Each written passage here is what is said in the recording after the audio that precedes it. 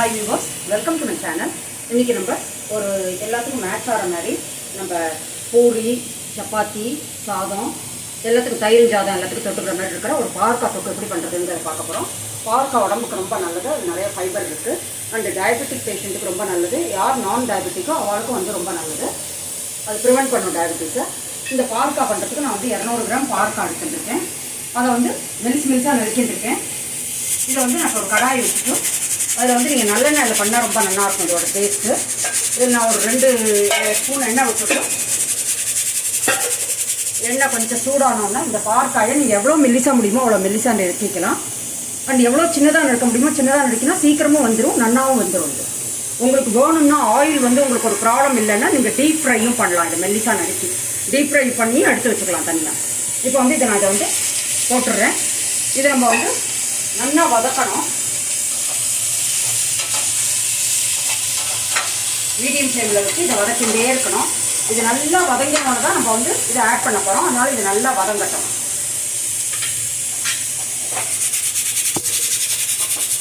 இப்போ வந்து இன்னொரு கடாய் வச்சுட்டு பாவக்காய் வந்துட்டுருக்கட்டும். இப்போ இன்னொரு கடாய் வச்சுட்டு அதில் வந்து திருப்பி எண்ணெய் வச்சுக்கிறேன்னா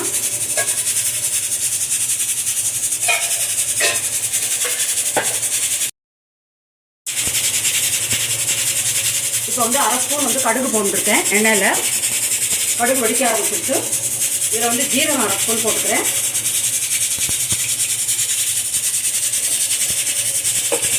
இதில் வந்து பச்சை மிளகா வந்து பெரிய சைஸில் இருக்கிற மொத்தமாக கிள்ளி போட்டுருக்கேன். அப்புறம் பச்சை மிளகா வந்து நான் சின்னதாக இருக்குன்னு 3 போட்டுருக்கேன்.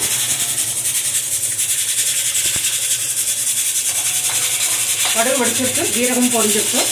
இப்போ இதில் வந்து வெங்காயம், மீடியம் சைஸில் இருக்கிற வெங்காயம், ஒரு பெரிய வெங்காயத்தை பொடியாக கட் பண்ணி இதில் கலந்துருக்கேன். வெங்காயம் கொஞ்சம் நல்லா வதங்கணும். வெங்காயம் வதங்கிறதுக்கு நம்ம கொஞ்சமாக வந்து சால்ட் போட்டுக்கலாம். சால்ட் போட்டால் சீக்கிரம் வதங்கும்.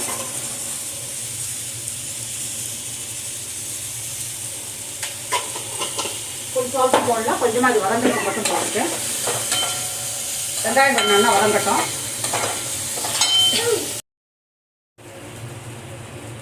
வெங்காயம் வதங்கிட்டு இதில் கொஞ்சமாக கருவேப்பிலை போட்டுருக்கேன். அப்புறம் ஒரே ஒரு தக்காளி, நம்ம இதில் புளியும் போட போகிறோம். மீடியம் சைஸ் தக்காளி ஒன்றே ஒன்று வந்து பொடியாக நறுக்கி இதில் போட்டுருக்கோம். தக்காளி நல்லா வெந்து மேஷ் ஆகட்டும்.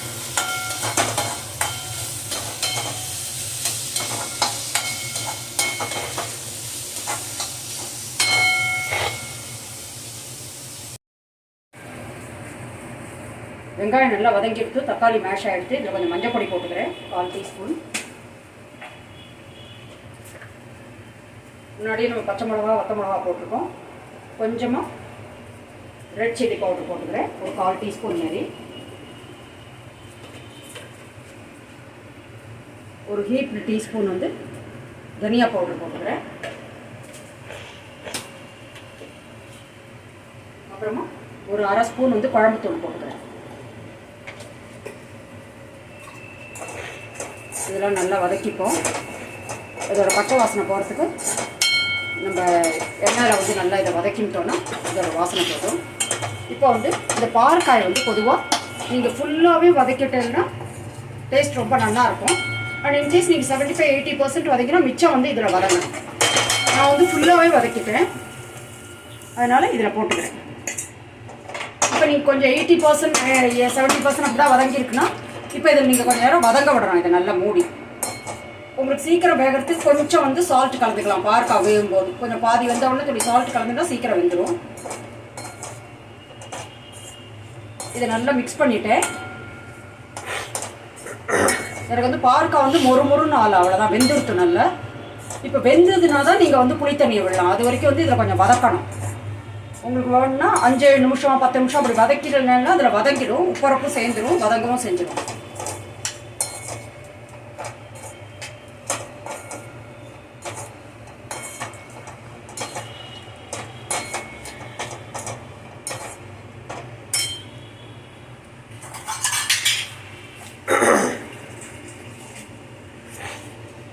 நீங்கள் வந்து வேகலைன்னா வதங்கும் போது கொஞ்சம் தண்ணி தேவைன்னா நீங்கள் விட்டுக்கலாம். நான் பேருக்கு ஒரு 2 டேபிள் ஸ்பூன் தண்ணி விட்டுருக்கேன். இதில்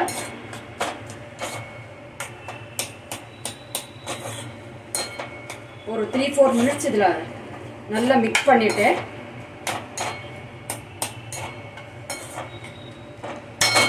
இப்போ வந்து இந்த அளவு புளி, பெரிய நெல்லிக்காய் அளவுன்னு நீங்கள் எடுத்துக்கலாம். அந்த அளவு புளியை நான் வந்து நல்ல இப்போ இது புளி தண்ணியை எடுத்து வச்சுருக்கேன். நல்லா அதை வந்து இதில் விட்டுறேன்.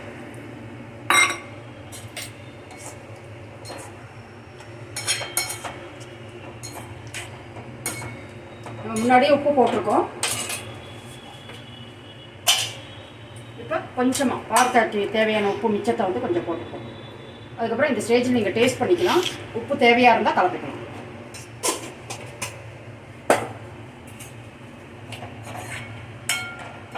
இது நல்லா கொதிச்சு ஒரு 5 நிமிஷம் நல்லா கொதிக்கட்டும். புளியோட பச்சை வாசனை போயிடும். அதுக்கப்புறமா நமக்கு வந்து தொக்கு வந்து ரெடி ஆகிடும்.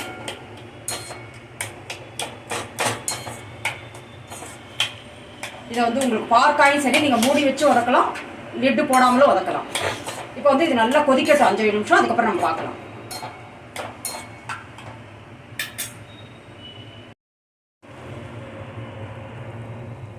இப்போ நல்லா கொதிச்சு வந்துருக்கு, எண்ணெய் பிரிஞ்சு வந்திருக்கு. இந்த ஸ்டேஜில் நம்ம மூடியில் உங்களுக்கு வேணும்னா நீங்கள் ஒரு பீஸ் வெல்லம் போட்டுக்கலாம். நான் போடலை.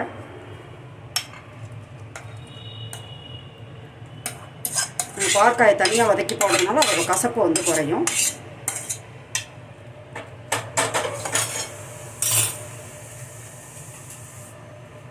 கொஞ்சமாக கருவேப்பிலை ஒரு 4-5 இலை. இப்போ நம்மளோட ரொம்ப டேஸ்டியான பாவற்காய் தொக்கு வந்து ரெடி ஆகிடுது. இது உடம்புக்கு ரொம்ப நல்லது. இந்த ரெசிபியை நீங்கள் கட்டாயம் பண்ணி பாருங்கள். இந்த ரெசிபி உங்களுக்கு யூஸ்ஃபுல்லாக இருந்ததுன்னா என் சேனல் லைக் பண்ணி ஷேர் பண்ணி சப்ஸ்கிரைப் பண்ணுங்கள். மீண்டும் ஒரு நல்ல ரெசிபியோடு நான் உங்களை மீட் பண்ணுறேன். Until then take care. Thank you.